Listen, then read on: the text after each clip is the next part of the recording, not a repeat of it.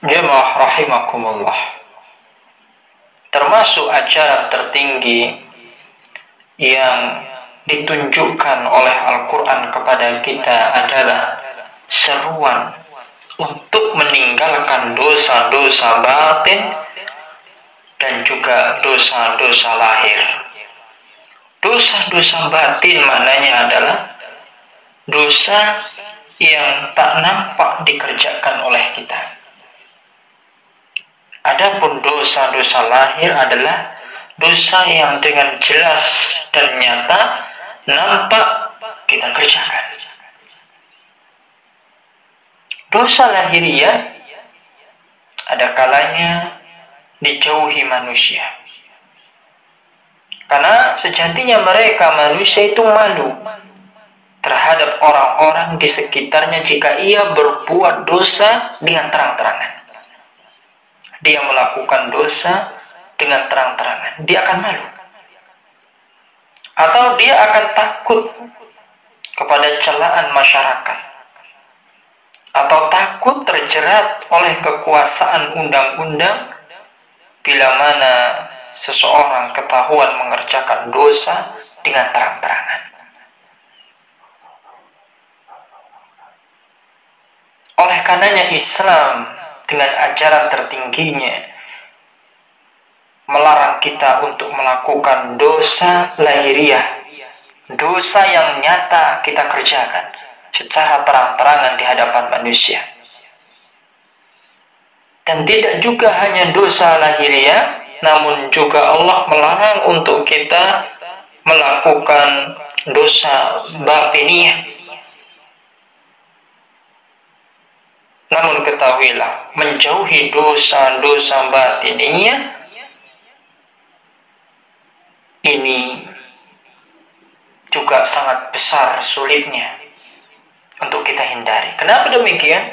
Karena hubungannya adalah diri seseorang itu sendiri dengan isi hatinya. Hanya Allah yang tahu. Maka dari itu menjauhi dosa batiniah merupakan tingkatan yang dapat menghantarkan derajat manusia ke tempat yang tinggi untuk mencapai kesempurnaan dan perilaku teladan.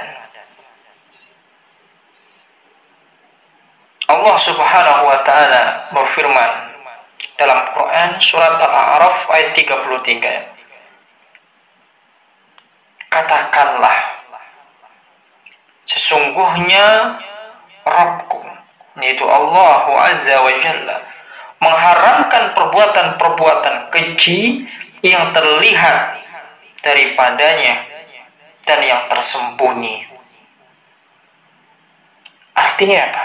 Manusia dilarang mengerjakan dosa-dosa yang lahir dan dosa-dosa yang batin. Dosa-dosa yang nyata dia kerjakan secara terang-terangan dipertontonkan kepada halayak ramai masyarakat manusia, ataupun dosa yang sifatnya tersembunyi batiniah. Juga firman Allah Subhanahu wa taala di dalam Al-Qur'an surat Al-An'am ayat 120. Kata Allah di sana, tinggalkanlah dosa yang lahir dan yang batin. Maknanya apa? Bahwa wasiat Allah Jalla Jalaluh ini menjauhkan kita dari setiap kekurangan berupa dosa yang lahir dan perbuatan-perbuatan keji yang nampak dari pandangan manusia, baik dengan disaksikan atau didengarkan oleh orang lain, atau yang terjadi tanpa dilihat atau diketahui oleh orang lain. Kedua-duanya merupakan dosa yang sepantasnya kita sebagai hamba beriman kepada Allah berusaha untuk menjauhkannya. Seorang muslim jemaah akan senantiasa mengawasi perbuatan-perbuatannya, baik secara sembunyi-sembunyi atau terang-terangan. Karena seseorang dengan keimanannya itu pasti mereka akan menganggap bahwa dimanapun tempatnya maka Allah akan melihatnya. Seorang mukmin beranggapan bahwa ada kekuasaan Rabb, yaitu Allah, yang mampu menguasai segala apa yang tampak dan segala apa yang tersembunyi. Mereka akan menjadikan kekuasaan Allah Subhanahu wa Ta'ala atas mereka itu sebagai bentuk pengawasan, yang kemudian Allah Subhanahu wa Ta'ala akan memperhitungkan semua dari apa yang dilakukan oleh hamba-hambanya. Sebagaimana telah diterangkan dalam Al-Quran, surat Al-Baqarah ayat 284. Allah Subhanahu wa Ta'ala berfirman, "Wa ba'da a'udzu billahi minasyaitonir rajim, lillahi ma fis samawati wa ma fil ardh. Wa in tubdu ma fi anfusikum aw tukhfuhu yuhasibkum bihillah." Kata Allah, kepunyaan Allah lah segala apa yang ada di langit dan apa yang ada di bumi. Dan jika kamu manusia melahirkan apa yang ada di dalam hatimu atau kamu menyembunyikannya, maka niscaya Allah Azza wa Jalla akan membuat perhitungan dengan kamu tentang perbuatan yang kamu lakukan itu. Inilah keistimewaan di dalam Islam, di mana Allah Subhanahu wa Ta'ala telah menunjukkan rahmatnya kepada setiap manusia. Allah memantau kita, Allah mengawasi kita, Allah akan balas kebaikan-kebaikan dari perbuatan kita, dan juga Allah Subhanahu wa Ta'ala akan membalas keburukan-keburukan dengan hal yang serupa. Inilah keistimewaan yang juga diperuntukkan oleh mereka, yaitu masyarakat Islam,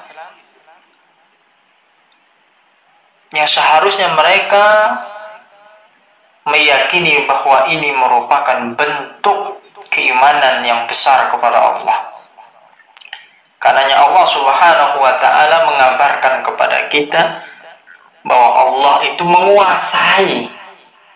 Allah nampak sesuatu apa yang disembunyikan oleh manusia, dan Allah akan balas apapun itu. Kalau itu kebaikan, Allah akan balas dengan kebaikan. Kalau itu adalah keburukan atau dosa, Allah pun akan balas dengan azabnya yang sangat pedih.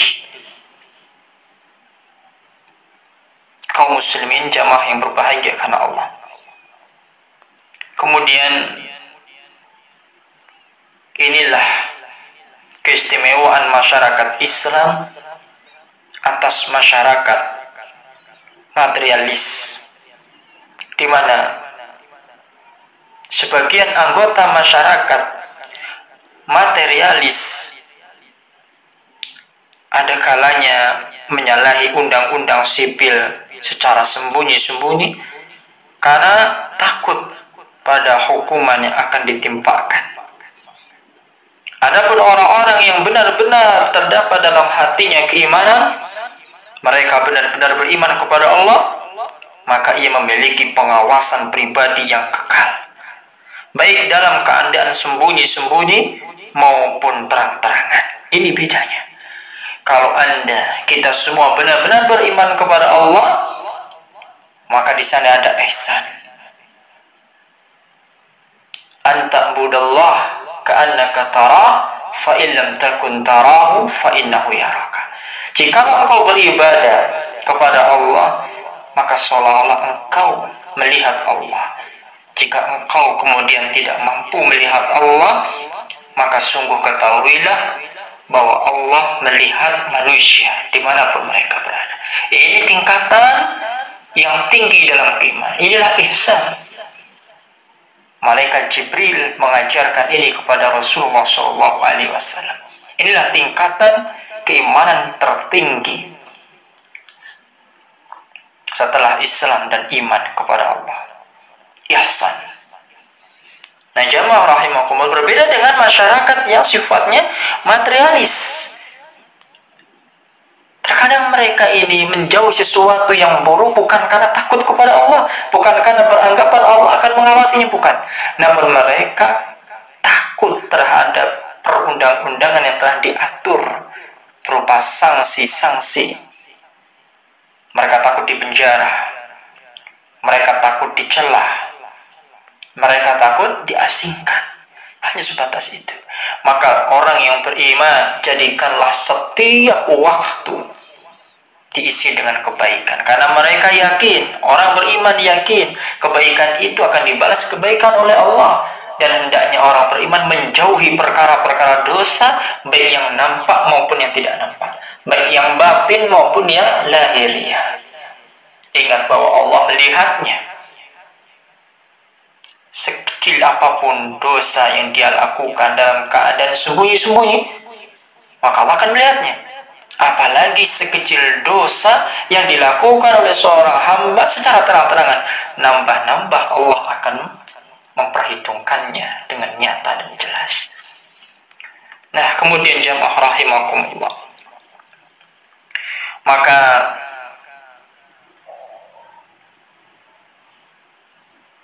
sungguh orang-orang yang beriman ini takut kepada Allah, takut akan pengadilan Allah dan hukuman-hukumannya pada hari kiamat kelak, bila mana mereka melakukan dosa. Ingatlah bahwa ada peradilan di yaumil qiyamah, ada hisab. Allah akan tuntut apapun yang pernah kita lakukan di dunia ini. Maka oleh karenanya patut disebut bahwa pengawasan pribadi ini diikat oleh Islam dengan suara hati orang mukmin dan hati nuraninya. Hatinya lembut orang beriman itu. Maka ia akan menjadikan perbuatan yang baik sebagai sesuatu yang membuat hati mereka semakin tenang. Sedangkan dosa, ketahuilah, akan menjadikan hati seorang hamba itu keras dan jauh dari ketenangan. Bukankah Rasulullah SAW bersabda dalam sebuah hadis riwayat ya Imam Ahmad, kata Rasulullah SAW, al-birru ma sakanat ilaihi nafsu wa tma'anna ilaihi al-qalb. Perbuatan baik adalah sesuatu yang menenangkan jiwa dan juga menenteramkan hati. Wal ismu ma lam taskun ilaihi nafsu wa lam yatma'inna ilaihi al-qalbu wa in aftakal muftun. Rawahu Ahmad. Sedangkan dosa itu jemaah, kata Rasulullah SAW, adalah sesuatu yang tidak menenangkan jiwa dan hati, tidak menenteramkan hati. Meskipun seseorang mendapatkan fatwa dari orang-orang. Mananya apa? Orang yang bermaksiat, orang yang berbuat dosa, hatinya akan gundah gulana. Hatinya akan bersedih, tidak mendapatkan ketenangan. Adapun mereka, orang-orang yang beriman, hatinya tenang. Karena mereka dengan usahanya menjauhi perbuatan-perbuatan dosa. Hatinya lembut, karena lisannya selalu basah untuk mengingat Allah Subhanahu wa Ta'ala, dan anggota tubuh berusaha menghindari perbuatan-perbuatan keji dan dosa. Demikian juga dalam hadis Rasulullah SAW bersabda, al-ismu ma haka fi nafsik wa karihta ayyatali alaihi nas. Rawahu Muslim, At-Tirmidzi, Ahmad dan juga Imam Ad-Darimi. Jemaah, kata Rasulullah SAW, al-ismu ma haka fi nafsik. Dosa adalah sesuatu yang berbekat di hatimu, wa karihta an yattali alaihin nas, dan engkau tidak suka orang lain mengetahuinya. Ini dosa namanya. Maka demikianlah Islam mengajarkan kita semua untuk melakukan kebaikan-kebaikan dan menjauhi dosa-dosa. Bahkan dalam sebuah hadis diterangkan bahwa bila seseorang baru berniat akan melakukan suatu kebaikan, maka sudah dicatat pahala satu kebaikan baginya. Sementara bila seorang hendak berbuat jahat, selama ia belum melakukannya, maka tidaklah dicatat sebagai satu dosa. Ini rahmat Allah Subhanahu wa ta'ala. Maka hal ini dengan nyata diterangkan dalam sebuah hadis qudsi. Rasulullah SAW bersabda, kalau Allah Azza wa Jalla, Allah Subhanahu wa ta'ala berfirman, "Idza hamma 'abdi bi sayyi'atin fala taktubuha 'alaihi." Allah Subhanahu wa ta'ala berfirman, apabila hambaku baru berniat hendak berbuat dosa, janganlah kamu, wahai malaikat, menulisnya, kata Allah. Fa in amilaha faktubuha sayyi'atan. Kecuali jika ia telah melakukannya, maka tulislah satu keburukan baginya. Ini perintah Allah kepada malaikat. Kemudian lihatlah, wa idza hamma bihasanatin falam ya'malha faktubuha hasanah. Namun apabila seorang berniat hendak berbuat baik namun belum mampu untuk melakukannya, maka Allah perintahkan kepada malaikat untuk tulislah satu kebaikan untuk hamba tersebut. Fa in amilaha faktubuha asyran. Dan ini sungguh luar biasa.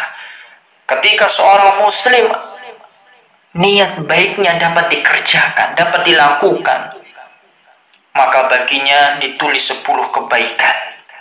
Ini rahmat Allah yang sangat luar biasa. Maka sungguh jemaah, kebaikan akan sangat bernilai pada diri seorang mukmin. Begitu juga dosa akan diperhitungkan oleh Allah bagi siapapun yang merupakan makhluk Allah Subhanahu wa ta'ala, khususnya kepada manusia, kita semua, anak Adam. Maka sebisa mungkin jauhilah dosa, baik dosa yang nampak maupun yang tidak nampak. Dan jauhkanlah oleh kita perbuatan-perbuatan keji, atau bahkan niat-niat dalam hati untuk melakukan perbuatan-perbuatan keji, meskipun kita belum berhasil untuk melakukan perbuatan itu. Dan meskipun Allah Subhanahu wa ta'ala dengan perbuatan keji ini, apabila masih diniatkan dan belum melakukannya, maka Allah Subhanahu wa ta'ala tidak akan menulisnya. Maka hadis ini juga mengabarkan kepada kita akan besarnya rahmat Allah Subhanahu wa ta'ala